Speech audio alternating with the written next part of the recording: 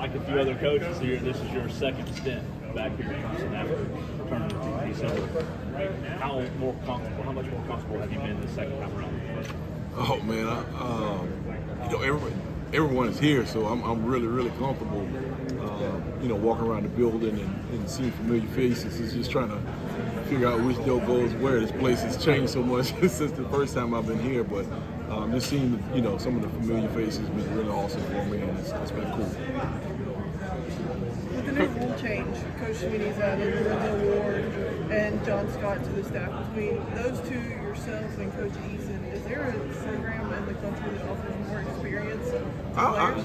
I don't think so. I think we got a really good group, and I think one of the things that, and if someone does have it, I think one of the things that separates us is that, how we feel about each other, how we respect each other, and how we have some of the same thoughts and the way we want to teach things. So it's no ego or anything like that. So that's been really cool.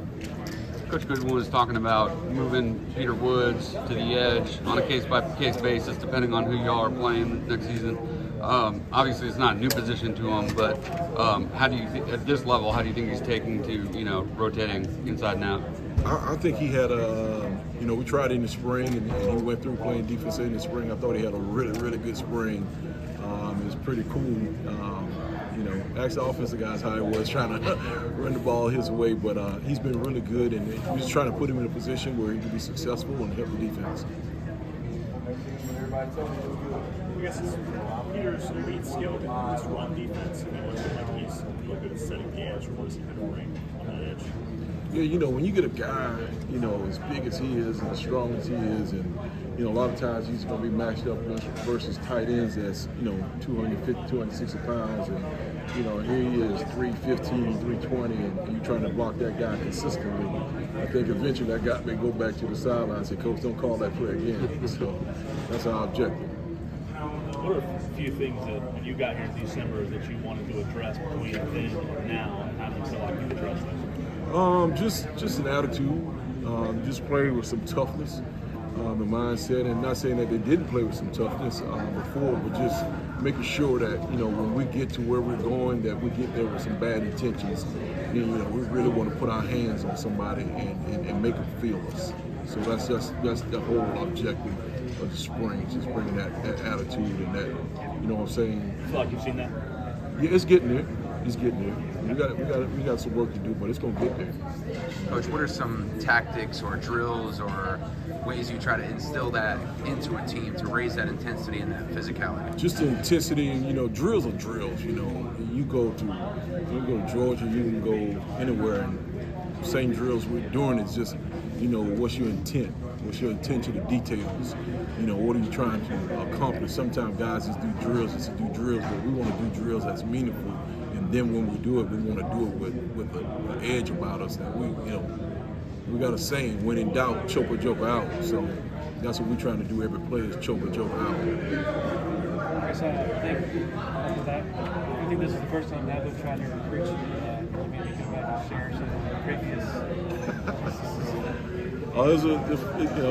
It happened before, and it was really interesting. I don't want to get into too much detail about it, but it was really interesting, and it wasn't the right time at that moment, but this was the right opportunity, the right moment in my career and where I was. It was just perfect this time around. Coach Lawson seems to have come a long way since he first set foot on campus. That interception he made in the spring game, he looked like a DB. How impressed are you with his athleticism, his ball skills for a defensive end? I just pulled out one of my own tricks. I'm happy for that kid, man. He's a guy, he has a lot of energy, man. He wants to please coach, and man, he worked hard, and just to see him make that play was really, it blessed me. I probably was more excited than he was about the play, and the sky's the limit for him, and I'm excited for where he is, where he's going. So it's going to be a really good ride with him. Coach, from a development standpoint that you were able to see in the league, what do you feel like you were able to bring from there back to the college game now that you spent some time in the pro to help those guys get to the next level? I think sometimes, just the attention to details, just being on top of things, having an eye on what to look for, maybe, you know, the foot pointed this way, the hands this way, the eyes this way, just trying to really break it down and just, you know, get those guys. And because, you know, in the pros, you're dealing with the best of the best. And so you see how those guys work, and you listen to them, you collaborate with them, and just trying to bring some of that knowledge from, you know, what I've learned from some of the great guys that I coach and implement it here at Clemson with my guys. What's your assessment of Hoffler after the spring? How much did he progress, and what do you see sort of? Man, he really progressed really well. It was a shame that he got hurt during the bowl practice. I wanted to see him play, but man, if you've seen him, he's put on about 10 or 15 pounds. He's starting to understand the game. He's one of those guys. He's really smart, and I don't want this to sound the wrong way, but when you're as smart as he is, sometimes you can become a robot. So, you know, you say, hey, I want you in the B gap. You know, he's going to be in the B gap, but if the ball runs in the A gap, you know, he won't rip off and make the play in the A gap. So, coach, you told me to be in the B gap. So, trying to get that robotic out of him where he's just a player and just out there doing his job, but also, you know, making a play with it when it happens. Chris, you hear so much the last, you know, couple of years about the challenges of college football coaching these days with NIL and the portal and all this stuff, and guys maybe wanting out to go to the pros. You go in the other direction. Do you find that some of the maybe narrative about what the job is now is overblown, or what sort of drew you back into this? Oh no, it's not overblown. I got some buddies that coach some other places that they're miserable. I mean, they're miserable, making a whole lot of money, but they're a whole lot of miserable. I think the way that Coach Sweeney does it is I don't think it's, you know, I've got a lot of friends around, and there's not a lot of people that's doing it the way that Coach Sweeney's doing it.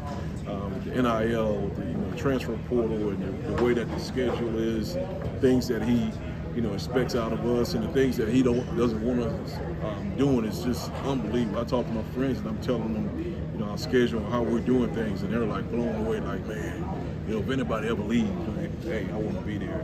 And then you look at the staff and the people that's around, they've been here forever, and you know,